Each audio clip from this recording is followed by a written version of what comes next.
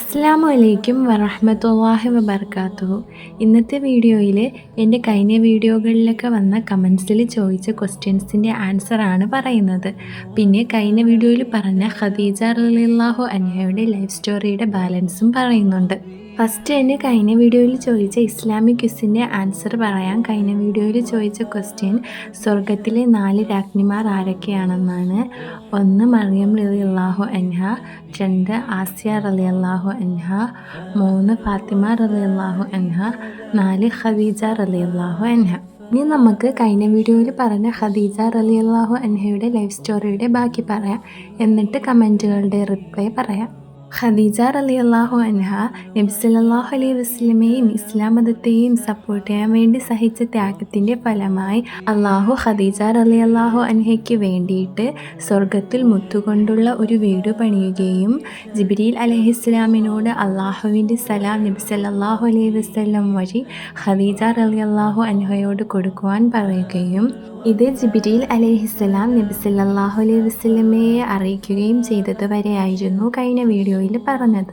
ഖുറൈശിലെ അവിശ്വാസികൾ നബി സല്ലല്ലാഹു അലൈഹി വസല്ലമയെയും ഇസ്ലാം മതത്തെ സപ്പോർട്ട് ചെയ്യുന്നവരെയും ഒരുപാട് നാളത്തേക്ക് ബോയ്ക്കോട്ട് ചെയ്തിരുന്നു. ഏകദേശം 3 വർഷത്തോളം ബോയ്ക്കോട്ട് ചെയ്ത്, അതായത് എല്ലാ കച്ചവടങ്ങളും ആഹാരങ്ങളും എല്ലാം നിർത്തലാക്കിയിരുന്നു. ഒരാൾ പോലും സാധനം വിൽക്കാനോ വാങ്ങാനോ തയ്യാറായിരുന്നില്ല. എന്നിട്ടും ഖദീജ റളിയല്ലാഹു അൻഹ ഒരിക്കലും ഇസ്ലാം മതത്തിൽ നിന്ന് അവിശ്വസിക്കാനോ നബി സല്ലല്ലാഹു അലൈഹി വസല്ലമയെ സപ്പോർട്ട് ചെയ്യാതിരിക്കാനോ ശ്രമിച്ചിരുന്നില്ല. ഖുറൈശിലെ തന്നെ ഏറ്റവും ധനികയായ ഖദീജ റളിയല്ലാഹു അൻഹ അവസാന കാലഘട്ടത്തിൽ ഒരുപാട് ദാരിദ്ര്യം സഹിച്ചിരുന്നു. എന്നിട്ടും ഖദീജ റളിയല്ലാഹു അൻഹ വളരെ സമാധാനത്തോടും ദീനിൽ ഉറച്ചും തന്നെ നിന്നിരുന്നു. ഏകദേശം വർഷം 619 ഒരു റമളാൻ മാസത്തിലെ 10-ാം ദിവസം നബി സല്ലല്ലാഹു അലൈഹി വസല്ലം യുടെ മടിയിൽ കിടന്നാണ് ഖദീജ റളിയല്ലാഹു അൻഹ മരണപ്പെടുന്നത്. ഖദീജ റളിയല്ലാഹു അൻഹയുടെ ജീവിതത്തിൽ നിന്ന് നമ്മൾ ഒരുപാട് കാര്യങ്ങൾ പഠിക്കാനുണ്ട്. ഇനി കമൻസിൽ ചോദിച്ച ക്വസ്റ്റ്യൻസിൻ്റെയൊക്കെ ആൻസർ പറയാം. ഒന്നാമത്തെ ക്വസ്റ്റ്യൻ, ഒരു കാര്യം ചോദിക്കട്ടെ, നമ്മൾ ജനിക്കുന്നതിന് മുന്നേ നമ്മളുടെ ജീവിതം എങ്ങനെയാണെന്ന് എഴുതിയിട്ടുണ്ടാകും എന്ന് കേട്ടിട്ടുണ്ട്. അപ്പോൾ നമ്മൾ അതുപോലെയല്ലേ ജീവിക്കുക, അതുപോലെയല്ലേ നടക്കുക? അപ്പോൾ നമ്മൾ തെറ്റ് ചെയ്യുന്നതും അതിൽ ഉണ്ടാവില്ലേ? എനിക്കിതൊന്ന് ക്ലിയർ ആക്കി തരുമോ എന്നാണ്. നമുക്ക് എല്ലാവർക്കും കൊച്ചിലെ മുതലേ അറിയാവുന്ന കാര്യമാണ്, നമ്മൾ ജീവിക്കുന്ന കാര്യങ്ങൾ മുഴുവനും അള്ളാഹു നേരത്തെ എഴുതി വെച്ചിട്ടുണ്ടെന്ന്. സത്യമാണ്. സ്വഹീഹ് മുസ്ലിമിലെ ഹദീസ് 2653 നബി സല്ലല്ലാഹു അലൈഹി വസല്ലം പറയുന്നുണ്ട്, അള്ളാഹു ഓരോ സൃഷ്ടികളുടെയും എല്ലാ കാര്യങ്ങളും 50,000 വർഷങ്ങൾക്ക് മുമ്പ് തന്നെ, അതായത് ഭൂമിയും സ്വർഗവും ഒക്കെ ഉണ്ടാക്കുന്നതിന് മുമ്പ് തന്നെ എഴുതി വെച്ചിട്ടുണ്ട് എന്ന്. പിന്നെ സുനാൻ അത്ത്-തിർമിദിയിലെ ഹദീസ് 2155 നബി സല്ലല്ലാഹു അലൈഹി വസല്ലം പറയുന്നുണ്ട്, അള്ളാഹു ആദ്യം സൃഷ്ടിച്ചത് പേനയാണ്. എന്നിട്ട് അള്ളാഹു അതിനോട് പറഞ്ഞു എഴുതുക. അത് പറഞ്ഞു, ഞാൻ എന്തെഴുതണം? അള്ളാഹു പറഞ്ഞു ഖദർ എഴുതുക. ഓരോ സൃഷ്ടികളുടെയും എന്നേക്കുമായിട്ടുള്ള കാര്യങ്ങൾ എല്ലാം എഴുതുവാൻ വേണ്ടിയിട്ട്. അപ്പോൾ അള്ളാഹു നമ്മുടെ എല്ലാ കാര്യങ്ങളും ജനിക്കുന്നതിന് മുമ്പേ തന്നെ എഴുതി വച്ചിരിക്കുന്നത് സത്യമാണ്. ഇനി കമൻറ്റിലെ ക്വസ്റ്റ്യൻ എന്ന് പറയുന്നത്, അപ്പോൾ നമ്മൾ ചെയ്യുന്ന തെറ്റുകളും അള്ളാഹു ആദ്യമേ തന്നെ എഴുതി വച്ചിരിക്കുന്നതല്ലേ എന്നാണ്. അതിൻ്റെ ആൻസർ, അള്ളാഹു നമ്മളെ എല്ലാവരെയും സൃഷ്ടിച്ചിട്ടുണ്ട്. എന്നിട്ട് അള്ളാഹു എങ്ങനെ ജീവിക്കണമെന്നും പറഞ്ഞു തന്നിട്ടുണ്ട്. എങ്ങനെ ജീവിക്കണം എന്ന ഫ്രീഡം നമുക്കാണ്. അത് അനുസരിക്കണോ വേണ്ടയോ എന്നുള്ള ഫ്രീഡം നമുക്ക് തന്നിട്ടുണ്ട് ഈ ലോകത്ത് വെച്ചിട്ട്. അള്ളാഹുവിന് എല്ലാം അറിവുണ്ട്. അതായത് നമ്മൾ എങ്ങനെ ജീവിക്കും, അള്ളാഹു പറഞ്ഞത് അനുസരിച്ച് ജീവിക്കുമോ, അള്ളാഹു പറഞ്ഞത് അനുസരിക്കാതെ ജീവിക്കുമോ എന്നെല്ലാം അള്ളാഹുവിന് കറക്റ്റായിട്ട് അറിയാൻ പറ്റും. അപ്പോൾ ആ പേനയെടുത്ത് അള്ളാഹു പറഞ്ഞത് ഓരോ മനുഷ്യരും എങ്ങനെയാണ് ജീവിക്കാൻ പോണത് എന്ന് എഴുതുവാൻ വേണ്ടിയിട്ടാണ്. അള്ളാഹു ഇങ്ങനെ തന്നെ ജീവിക്കണം എന്ന് എഴുതി വെച്ചേക്കല്ല, സ്ക്രിപ്റ്റ് അല്ലത്. അള്ളാഹു എങ്ങനെയാണ് ഓരോ മനുഷ്യരും ജീവിക്കാൻ പോണത് എന്ന് നേരത്തെ എഴുതി വെക്കാനാണ് പറഞ്ഞത്. അള്ളാഹു എല്ലാത്തിനും കഴിവുള്ളവനല്ലേ.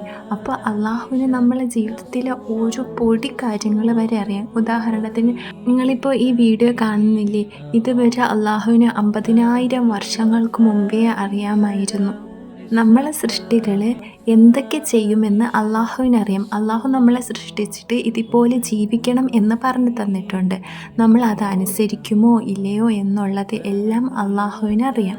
അതാണ് അള്ളാഹു എഴുതി വച്ചിരിക്കുന്നത്. അല്ലാതെ നമ്മൾ ഇങ്ങനെ ജീവിക്കണം എന്നല്ല അള്ളാഹു എഴുതി വച്ചിരിക്കുന്നത്. ഇനി രണ്ടാമത്തെ ക്വസ്റ്റ്യൻ, മരിച്ചു കഴിഞ്ഞാൽ പിന്നെ നമുക്ക് ഭൂമിയിൽ നടക്കുന്നത് കാണാൻ പറ്റുമോ എന്നാണ്. ഇതിൻ്റെ ആൻസറിൽ ചെറിയ അഭിപ്രായ വ്യത്യാസമൊക്കെ ഉണ്ട്. ചിലർ പറയും കാണാൻ പറ്റുമെന്ന്, ചിലർ പറയും കാണാൻ പറ്റത്തില്ലെന്ന്. എന്നാൽ ഏറ്റവും കൂടുതൽ പറയുന്നത് കാണാൻ പറ്റത്തില്ലെന്നാണ്. കാരണം ഒരു ഹദീസ് ഞാൻ പറഞ്ഞു തരാം നിങ്ങൾക്ക്. ഇത് സ്വഹീഹ് അൽ ബുഖാരിയിലെ ഹദീസ് 6593 ഈ ഹദീസിൽ നബി സല്ലല്ലാഹു അലൈഹി വസല്ലം പറയുന്നുണ്ട്, ഞാൻ എൻ്റെ ഹൗദിൻ്റെ സമീപത്ത് നിൽക്കുന്നുണ്ടാവും. അപ്പോൾ നിങ്ങൾ എൻ്റെ അടുക്കലേക്ക് വരുന്നത് ഞാൻ കാണും. അപ്പോൾ നിങ്ങളിൽ ചിലരെ അള്ളാഹു അവിടെ നിന്ന് മാറ്റിക്കൊണ്ട് പോകും. അപ്പോൾ ഞാൻ അള്ളാഹുവിനോട് പറയും, എൻ്റെ അള്ളാഹുവേ, ഇവർ എൻ്റെ ആളുകളാണ്, എൻ്റെ ഉമ്മത്തിൽപ്പെട്ടവരാണ് എന്ന്. അപ്പോൾ അള്ളാഹു എന്നോട് പറയും, നിനക്കറിയാമോ നിനക്ക് ശേഷം അവർ എന്ത് ചെയ്തുവെന്ന്? ഈ ഹദീസിലൂടെ തന്നെ മനസ്സിലാവും നബി സല്ലല്ലാഹു അലൈഹി വസല്ലമയ്ക്ക് പോലും മരിച്ചതിന് ശേഷം ഈ ഭൂമിയിൽ എന്താണ് നടക്കുന്നതെന്ന് അറിയത്തില്ല. എന്നിട്ടാണോ നമ്മൾ അറിയുന്നത്? അപ്പോൾ നമുക്കും മരിച്ചതിന് ശേഷം എന്താണ് ഈ ഭൂമിയിൽ നടക്കുന്നതെന്ന് അറിയാൻ പറ്റത്തില്ല. ചിലരൊക്കെ അറിവില്ലായ്മ കൊണ്ട് വിചാരിച്ചു പോവും മരിച്ചവരൊക്കെ നമ്മൾ ചെയ്യുന്നതെല്ലാം കാണുന്നുണ്ട്, അവർ നമ്മുടെ കൂടെ ഉള്ളത് കൊണ്ടാണ് നമ്മൾ ആപത്തുകളിൽ നിന്നൊക്കെ രക്ഷപ്പെടുന്നത്. ഇങ്ങനെയൊന്നും നമ്മൾ ഒരിക്കൽ ചിന്തിച്ചുകൂടാ. ഇതൊക്കെ ഏറ്റവും വലിയ തെറ്റുകളാണ്. ഇതൊക്കെയാണ് ഷിർക്ക്. അറിവില്ലായ്മ കൊണ്ട് ആരെങ്കിലും ഇങ്ങനെയൊക്കെ ചിന്തിച്ചു പോയിട്ടുണ്ടെങ്കിൽ അള്ളാഹുവിനോട് മാപ്പ് ചോദിക്കണം. അടുത്ത ക്വസ്റ്റ്യൻ, ഫർള് നിസ്കാരത്തിൽ നമുക്ക് സുജൂദ് കിടന്ന് ദുആ ചെയ്യാൻ പറ്റുമോ? മലയാളത്തിൽ പറയാൻ പറ്റുമോ? അല്ലെങ്കിൽ മനസ്സിലാണോ ദുആ ചെയ്യേണ്ടത്? അറബിൽ വേണമെന്നുണ്ടോ? സുന്നത്ത് നിസ്കാരത്തിൽ സുജൂദ് മലയാളത്തിൽ ദുആ ചെയ്യാൻ പറ്റൂലേ? സുജൂദിൽ കണ്ണടച്ച് ദുആ ചെയ്യാൻ പറ്റുമോ എന്നാണ് ചോദിക്കുന്നത്. സ്വഹീഹ് മുസ്ലിമിലെ ഹദീസ് 482 നബി സല്ലല്ലാഹു അലൈഹി വസല്ലം പറയുന്നുണ്ട്, ഒരു ദാസൻ അള്ളാഹുവിനോട് ഏറ്റവും അടുത്ത് നിൽക്കുന്ന സമയം സുജൂദിലാണ്. അപ്പോൾ സുജൂദിൽ വെച്ച് നമ്മൾ ദുആകൾ അധികരിപ്പിക്കാനാണ് ഈ ഹദീസിൽ പറയുന്നത്. ഈ ഹദീസിൽ നബി സല്ലല്ലാഹു അലൈഹി വസല്ലം സുജൂദ് എന്ന് മാത്രമേ പറഞ്ഞിട്ടുള്ളൂ. അപ്പോൾ നമുക്ക് ഫർദ് നിസ്കാരത്തിലും ദുആ ചെയ്യാമെന്നാണ് പണ്ഡിതന്മാർ പറയുന്നത്. ഞാനൊരു സ്കോളറിൻ്റെ വീഡിയോ കമൻറ്റിൽ പിൻ ചെയ്ത് വെക്കാം. അപ്പോൾ നിങ്ങൾക്ക് നല്ലപോലെ മനസ്സിലാവും. അള്ളാഹു എല്ലാ ഭാഷയും അറിയുന്നവനാണ്. അപ്പോൾ നമുക്ക് അറബി അറിയത്തില്ലെങ്കിൽ നമ്മുടെ ഭാഷയിലും അള്ളാഹുവിൻ്റെ അടുത്ത് ദുആ ചെയ്യാൻ പറ്റും. നമ്മൾ ആദ്യം മനസ്സിലാക്കേണ്ടത് എന്താണ് നിസ്കാരത്തിൻ്റെ പർപ്പസ് എന്ന്. ഒരാൾ നിസ്കരിക്കുന്നത് എന്തിനാണെന്നാണ് നമ്മൾ മനസ്സിലാക്കേണ്ടത്. അള്ളാഹുവും നമ്മളും തമ്മിലുള്ള കോൺവെർസേഷൻ ആയിട്ടാണ് നിസ്കാരത്തെ നമ്മൾ കാണേണ്ടത്. അപ്പോഴേ നമ്മൾ നിസ്കരിക്കുമ്പോൾ നമുക്ക് അത്രയ്ക്കും ശ്രദ്ധയോടും ആത്മാർത്ഥതയോടും കൂടി നിസ്കരിക്കാൻ പറ്റത്തുള്ളൂ. ഇപ്പോൾ ഞാൻ എൻ്റെ വീഡിയോയുടെ അടിയിൽ വന്ന കമൻസിൽ ചോദിച്ച ക്വസ്റ്റ്യൻസിന് എല്ലാം ആൻസർ പറഞ്ഞിട്ടുണ്ടെന്നാണ് തോന്നുന്നത്. പിന്നെ നമ്മൾ എല്ലാവരും മനസ്സിൽ വെക്കേണ്ട കാര്യം, നമുക്ക് എപ്പോഴും വേണോ ഇസ്ലാമിനെ കുറിച്ച് പഠിക്കാൻ പറ്റും. ഇപ്പോഴത്തെ കാലത്ത് ഇസ്ലാമിനെ കുറിച്ച് പഠിക്കാനൊന്നും ഒരു പാടുമില്ല. നമുക്ക് വീട്ടിൽ ഇരുന്ന് തന്നെ പഠിക്കാവുന്നതേ ഉള്ളൂ. എങ്ങനെയാണ് ഖുർആൻ്റെ അർത്ഥങ്ങൾ പഠിക്കുന്നതെന്നും എങ്ങനെയാണ് ഹദീസുകൾ പഠിക്കുന്നതെന്നും ഞാൻ ഒരു വീഡിയോ ആയിട്ട് ചെയ്തിട്ടുണ്ട്. അതിൽ തന്നെ നമുക്ക് മനസ്സിലാവും, നമുക്കൊരു ഫോൺ മാത്രം മതി ഇസ്ലാമിനെ കുറിച്ച് പഠിക്കാൻ വേണ്ടിയിട്ട്. നമ്മൾ ആരും അറിവുള്ളവരായിട്ട് ജനിക്കുന്നവരല്ല. നമുക്ക് എപ്പോഴും വേണോ പഠിക്കാം. ഏത് വയസ്സിൽ വേണോ പഠിച്ച് നമുക്ക് അറിവ് നേടാൻ പറ്റും.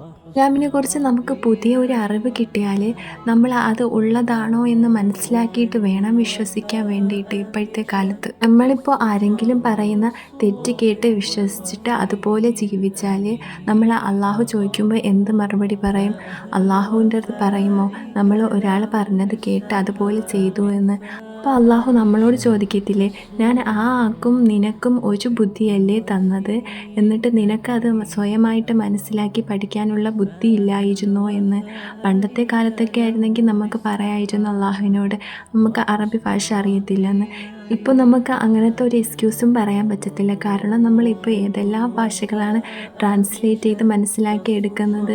അതുപോലെ നമുക്ക് അറബി ഭാഷകൾ ട്രാൻസ്ലേറ്റ് ചെയ്ത് പഠിക്കാവുന്നതേ ഉള്ളൂ. ഇസ്ലാമിനെ പറ്റിയുള്ള എല്ലാ കാര്യങ്ങളും ഖുർആനിലും ഹദീസിലുമുണ്ട്. ഹദീസ് പഠിക്കുമ്പോൾ നമ്മൾ ശ്രദ്ധിക്കേണ്ടത് ഒതൻറ്റിക് ആയിട്ടുള്ള ഹദീസുമുണ്ട്, വീക്കായിട്ടുള്ള ഹദീസുമുണ്ട്.